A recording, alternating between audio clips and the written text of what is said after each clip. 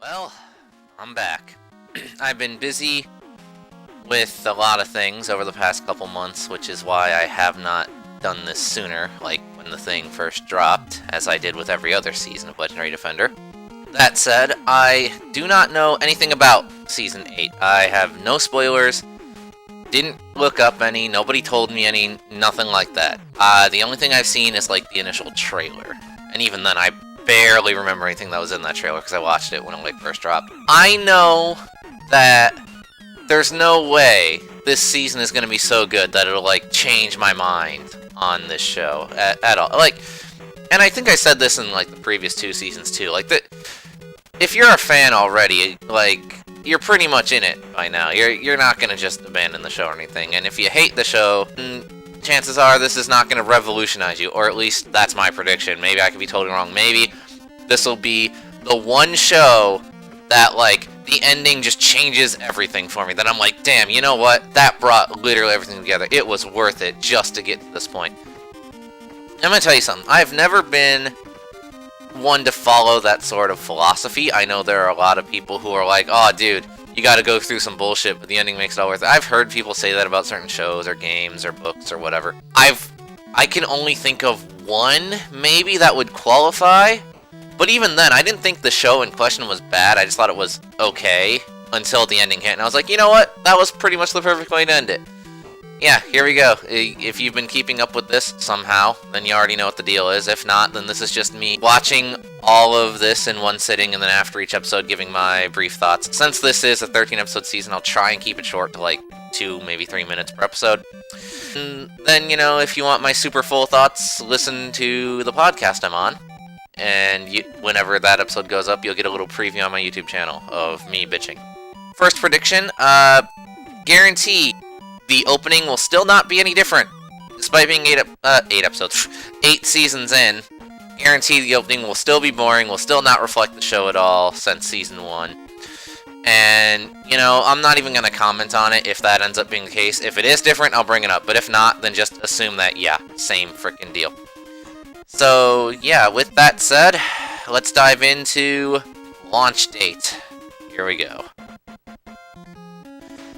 You know, just when I thought that at this point there was no way this show could make me mad. Just when I thought I was par for the course. Just when I thought there's really nothing new to talk about. Oh, this show throws one for me. Oh, it proved me wrong. Because, 2 minutes in, and this episode pissed me off pretty bad, and it kept doing so pretty much all throughout it. It's established that the original Voltron Defender in the universe, that show is just a TV show in the universe of Legendary Defender.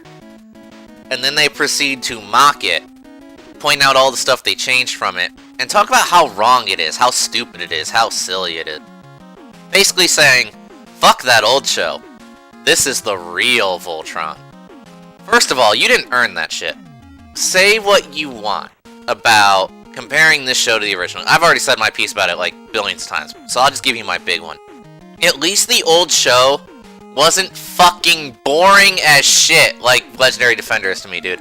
I swear to God, that is my biggest criticism of this show, is it bores me to fucking tears. I don't give a shit about any of these characters to get invested in their drama. None of the action does shit all for me. The animation, while nice, is not impressive. And fun fact, for this season and the previous one, the animation took a fucking nosedive, dude. Holy crap. Even ignoring that, this episode falls apart for a lot of reasons. Like, for example, and this isn't new, granted, because this kind of thing has happened before, like describing Keith as emo, quote-unquote. They describe Lance as, oh, he's the guy with the pointiest chin. Every character in this show, due to the art style, has the same fucking chin. What the hell are you talking about? Like, I know a lot of people are probably expecting, oh, he's mad because Lance and Earl got together. No, I don't care. Like, the love triangle of the original, it would have been nice, but they established early that shit was not gonna happen, okay? Whatever. Fuck that. I'm not even a shipper. I don't give a shit who ends up with who. But yeah, just having the balls to be like, fuck 80s Voltron, who fucking would like that shit? And here's the thing. If you're gonna parody Pidge's voice of the old one, You think you could maybe get his old voice actor back, or actually use the old clip instead of, like, using a really shit imitation? Just a thought. I don't think the dude would be... I forget his name. I don't think the dude would be against that. Especially if you paid him. Lance and Allura know our thing. They're off to fight the war. Fucking... Oh, and they also celebrate Ellen as some tragic hero, despite the fact that she was a huge traitor. Okay, cool. So yeah, not off to a great start. I hate it. Great. Awesome. I'm gonna have the energy to get through this shit. Next episode is Shadows. Let's just see how this goes. You know, it's funny. This episode is meant to be all about Hagar and what her deal is. You know, like, we see glimpses of how she came to be, her relationship with Zarkon in the past, Lotor's birth, etc. But the problem is, and I've made this complaint about other character episodes before, it's too little too late. We should have gotten this way earlier. And even barring that, I never cared what Hagar's deal is. I never cared about what Zarkon said to her ages past, you know? Because she was just not that interesting of a character in this version. So it was like, whatever, I didn't give a shit.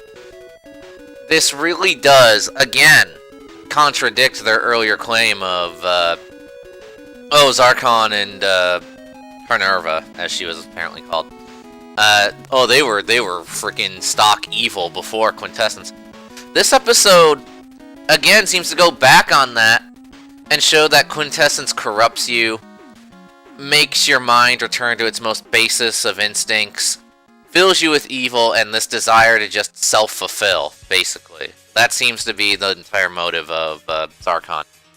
That whole, and plus what flashbacks we see of Lotor, which, by the way, Lotor, again, is the only thing I give a crap about in this, even though he only shows up in flashback.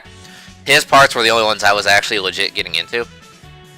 Even these flashbacks show they totally took him out of character during those last few episodes, Season 6, I believe that was, where he just became this, you know, generic cackling villain.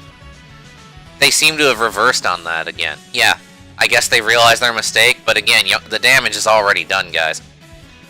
So yeah, episode was not horrible, really. I mean, it had some decent stuff in it. But it really goes to show how the writers of the show can't really keep their story straight, or that they are very quickly huddling to reverse their decision. Maybe faced in the terms of backlash. I don't know how the Lotor twist was handled in terms of the previous seasons. I don't keep up with the fandom very much. That said, if this was a response to the fandom thing, I do know one thing they might go back on in the future, because I did hear about a certain backlash, which is funny because it was an aspect I actually praised about Season 7. But, you know, we'll see. So, next episode is The Prisoner's Dilemma. Oh boy. The Prisoner Dilemma is always a fun thing to talk about, although that's probably not what they're referring to. We'll find out. You know, they finally formed Voltron, and it's for the most stupid of reasons. They didn't really need to. It's almost like they did it just because they were obligated, in a meta sense. They formed Voltron to take out 2 satellites that were not at all posing them any threat. The lasers from them didn't even hit anything. And any of the Lions could have just flown up and shot them and would have been fine. Way to make your super weapon look awesome, guys. Arguably, I guess it's better than all the other times that they formed Voltron and then immediately got their asses kicked. It's just another action episode, really. And they get more allies, and we've seen this kind of episode before. And also, Shiro and the party split up because they have different objectives now. Not very engaging, the action wasn't great. Also pretty inconsistent, too.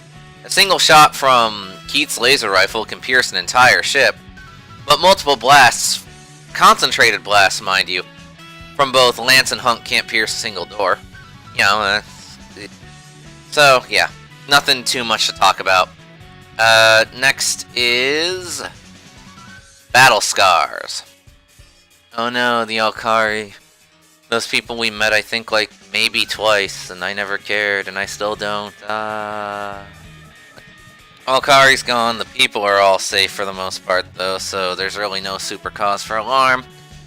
And really all this establishes is that now they can fight road beasts a little bit more efficiently. It's a Pidge episode.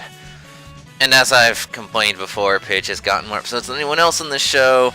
Pidge isn't even that great of a character, so I don't see why. Whatever. The issue is not that these are meant to be like storytelling episodes or character building episodes or whatever. The issue, like I'm not trying to be like, oh, where's the lasers? Like, no. The issue is that it's just not very engaging.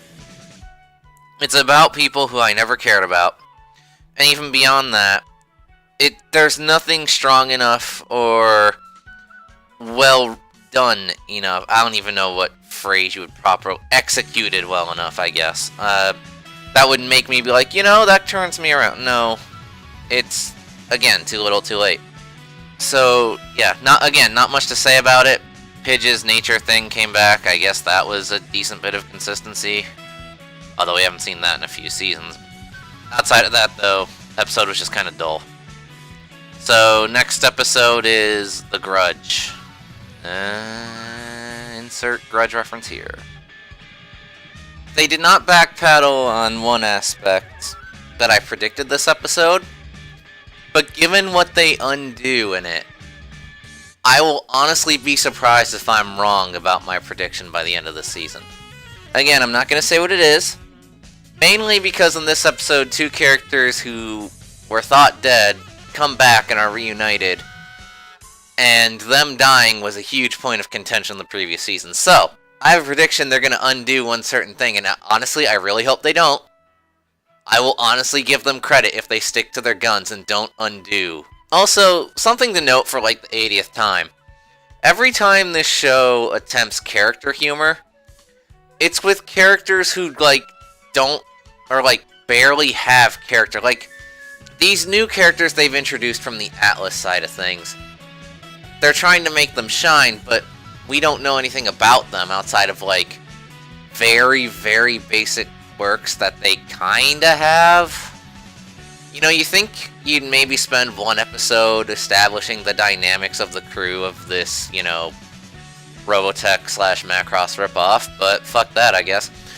And it also amazes me how every time this show does a split-up plot point, it's immediately undone. Whether it be Season 2, Season 3, this season, whatever. One episode will be like, oh no, the team's been split up. Very next episode, oh, they're back together, and there was no growth, no consequence, no talking. No. I guess they don't like to cause anxiety in their audience, but I mean, point is, a lot of wasted potential, and a lot of things developing that, you know, I could at least give you guys credit if you stuck to your guns and went, no, this is the story we want to tell. But it's so obvious you're not doing that, so... Not much to say. More action that's really not engaging. More characters who mean nothing to me. Par for the course. So next episode is Genesis. Let's see how this one turns out. Oh boy. I hate when stories do this. When they try to make you feel sorry for someone who has shown to be an utter and complete monster. For instance, or rather, in this instance, the Alteans, where they're all like, oh, they're being manipulated by Hagar, they're some innocent people who just, they don't know the way. No. They knew what they were doing. They actively volunteered and chose to help Hagar commit genocide across the universe. I feel no pity for them. They deserve what came to them, okay? They deserve everything bad that is coming to them. This episode was the raid and subsequent failure on taking Alderaan, I think it's pronounced. I can never get that word. Orion, that's it. Also, Lotor is back, kinda, but he's like a zombie thing. Way to ruin your one good character, guy. Not as angry as I was at the first episode, and I feel that things are only gonna get worse from here. So... You know, now I'm just wondering how bad can this get? Because, like, if this can make me as angry as, like, Season 4 did, or something like that, oh, that'll be an accomplishment, honestly. So, next is Day 47. Please, you know what? Just go for it, man. Just dive straight into the abyss. Get as bad as you possibly can. You know, it's funny how, as soon as I challenge this show to just go straight for the gutter, it almost redeems itself a little bit. I actually kind of liked that episode, honestly. It was a nice little change of pace, and it finally gave us a look into the characters and their daily lives aboard the Atlas. But again, I've made this complaint before about character episodes, and I'll make it here again. This is an episode we should have gotten ages ago. This is the type of thing where if you want us to care about what happens to these characters, you need to give us this sort of insight into them beforehand, not after they've already been through their ordeals. Because waiting to do it after, at least for me, there's no reason to get invested in what is happening to them. So yeah, mistiming here, and this is a very consistent problem this show has.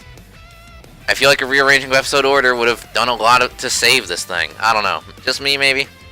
But yeah, this episode about 2 of the crew members making this documentary about everybody, it worked for me for the most part. I had a few little gripes, but whatever. And heck, this went a long way to help show how they took what was previously really annoying about Hunk and actually turned it into something kind of endearing and living up to his recently obtained title of Heart of the Team. I actually thought the stuff with Hunk in this episode is pretty well handled. So yeah, don't ever say I didn't give the show credit for anything. I liked this episode. But that said, given the seasons that I did not like, and I think I only liked like 2 seasons out of this whole thing, there's usually only like 1 or 2 good episodes at most, and the rest I hate. So this is probably the only glowing sort of review on these episodes you're going to get in this entire binge, I guess you could call it. I don't know. Next episode is Clear Day. Bring me back to the crap. So while I will give them credit in that Allura getting possessed, or manipulated, or whatever word you want to use, well, I'll give them credit in that it was foreshadowed earlier on in this season with the whole her being so absolute about her convictions makes her easy to manipulate, you know. I still don't quite buy it, because she acknowledges that her visions are fake, A, and B, things really should not be adding up this way in her head, okay? Like, A, since when does she listen to what Lotor has to say? Like, especially after he betrayed her and all that, you know. B, she knows her mother is long since dead, and there's no going back. She should just be like, wait a minute, nah, and like, bail, you know? Why would she believe anything these things have to say, especially since it's some dark energy that she actually acknowledged was trying to, like, take hold of her and communicate with her? You think she'd want to, like, get the hell out? That aside, this was kind of just a less obnoxious version of the Mall episode, where it was mostly based on the lightheartedness, but with a few snippets of the more serious plot, whereas with the Mall it was like 50-50 jumping back and forth. Now, whether or not you find that more or less balanced in terms of tone, I guess that depends on your viewpoint, technically. For me, if I were to compare this directly to the Mall, I guess I liked this one a little bit better, but I still didn't think this was, like, good. Like, you know, the character humor and moments and stuff fell flat, all that. Same complaints I made about the Mall episode, whatever. You've heard it all before, probably, if you're watching this, so there's no reason to really go into huge detail about it. It didn't piss me off, I mean, I can give it that, but... So, next is Knights of Light Part 1. So, you know what the best way to remove any sort of drama or stakes from your story is? Pull a Kingdom Hearts and make it so that no one can ever really stay dead. Now, granted, there are other threats than death, I understand that.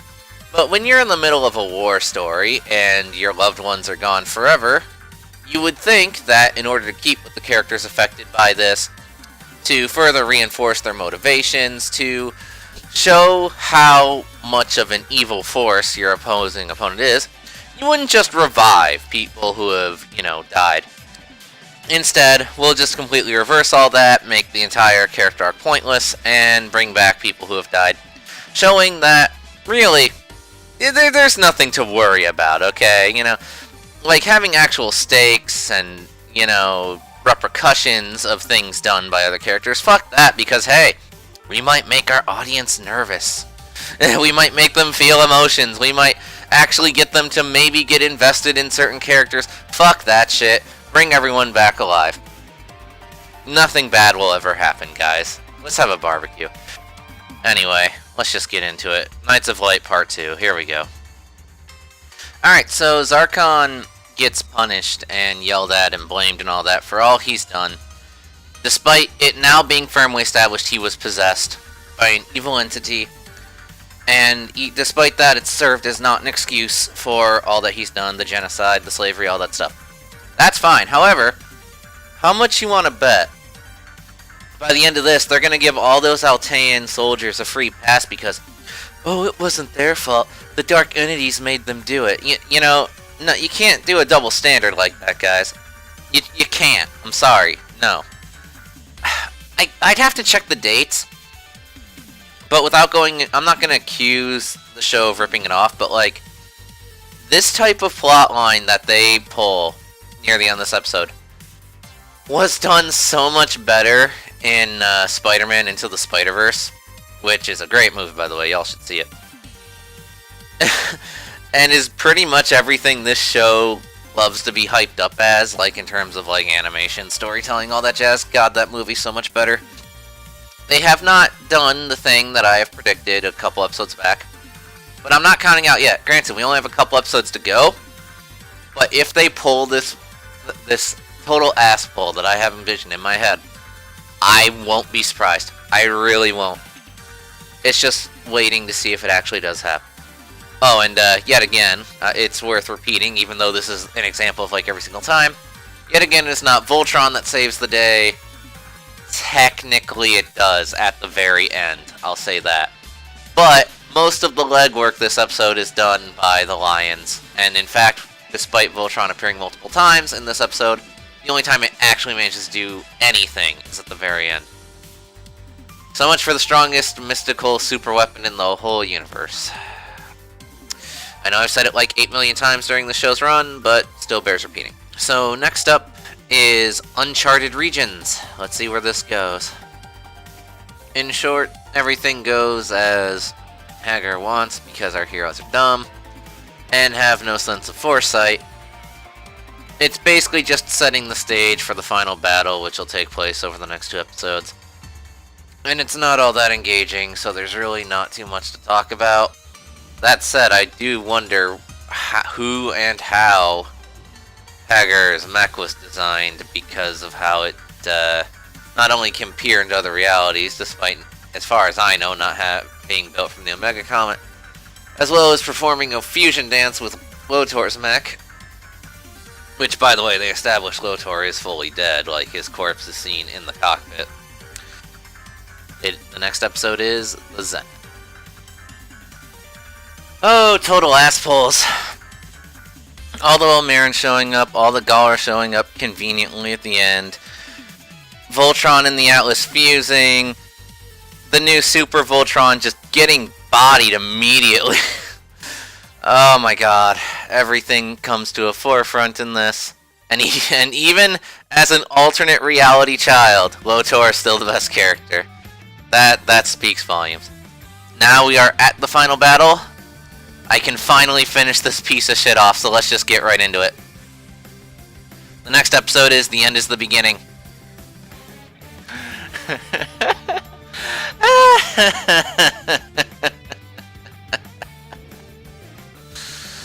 Oh my gosh. That might have been one of the most underwhelming finales I've ever seen. Holy shit. Everything. From the character stakes, to the fact that nothing is lost, to, like, nothing of importance anyway, that everything literally turns out, even though it'd be literally impossible for it to turn out good, it turns out good. To just the fact that the final fight isn't even a fight. Voltron loses. Okay, technically it wins, but it's a total fucking bullshit way, and it's so lame and underwhelming. Holy shit. And the whole sympathy card they try to play with who dies at the end. Oh man. Oh yes, this is the shit I want. Oh, yes. Feels me so good that they just fucking fumbled so hard at the end. Thank you, God. Jesus Christ. But I will give them credit for this. They did not revive Shiro's old boyfriend. He stays dead. I was so ready for them because of the backlash that got from people last season. I was so ready for them to just bring him back to life at the end, like somehow, and he doesn't. Somehow all of Altea and Divazol comes back, which is bullshit. Don't get me wrong, but he doesn't. And you know what? Props. Props to sticking to your guns on that, at the very least. Holy shit, this show sucks. What is the final verdict of this? You probably already know. But this show did not change my mind. I still don't like it for the most part. There's a lot of... And it double sucks too, because even ignoring that I have so many issues with it, I could see potential. I really could. If you've been listening to all these, I gave credit where it was due on specific episodes. I did. Or I tried, at least in early ones. As the seasons got longer, I've just been kind of shortening it. But if you want to hear more of this kind of stuff, you can listen to my podcast. I even talked about, man, if they had done this, or they could have gone this angle, or whatever, and it would have been so good. There's so much potential here that they just squander. It really is amazing. Yeah, if a Legendary Defender 2 happens, it probably fucking will. I really hope it doesn't, but I guess I'll suffer through that too. Tonight I can review this on the podcast and just be done with this shit, finally, after all these years. So what is the final verdict I give it, the final score? I'm going to give the overall show a 2 out of 6. It's not the worst show I've ever seen by any means, but it's bad. And I honestly don't get the magic people see in this. I really don't. Maybe that's just me. If you like it, great. More power to you. I'm not judging you for it. It's just for someone with my tastes, this ain't it. And the only reason I even went through with it was because it's Voltron. And I love every other Voltron show except this one. So with that, hope you all enjoyed me rambling. I can't really think of anything else to say. If I do have anything else, you'll hear it on the podcast. But I imagine that'll be a short one too. So until then, hope you all enjoyed and take care, I guess.